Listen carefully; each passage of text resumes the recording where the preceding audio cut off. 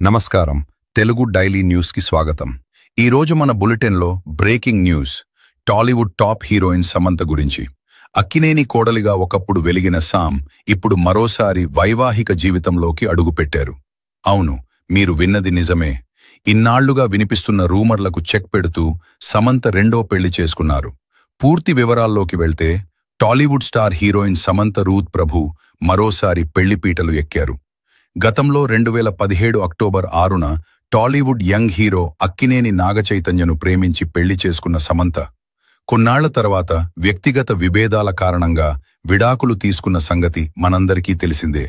ఆ తర్వాత నాగచైతన్య నటి శోభిత ధూళిపాళ్లను వివాహం చేసుకున్నారు. ఆ సమయంలోనే సమంత కూడా రెండో పెళ్లి చేసుకోబోతున్నారంటూ ఊహాగానాలు వినిపించినా అవేవీ నిజం కాలేదు.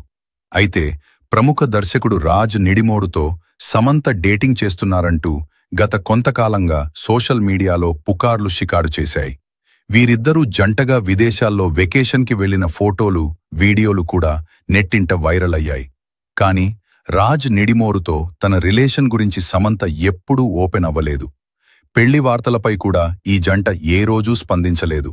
కానీ ఈరోజు ఉదయం అందరి అంచనాలను నిజం చేస్తూ ఆ రూమర్లకు తెరదించారు సమంత. ఈరోజు ఉదయం కోయంబత్తూర్లోని ప్రముఖ ఈషా ఫౌండేషన్లో అతి కొద్దిమంది బంధుమిత్రుల సమక్షంలో వేద పండితుల మంత్రోచ్చారణల నడుమ రాజ్ నిడిమోరు సమంత మెడలో 3 ముళ్ళు వేశారు. ప్రస్తుతం సమంత పెళ్లికి సంబంధించిన వార్త సోషల్ మీడియాలో దావానలంలా వ్యాపించింది.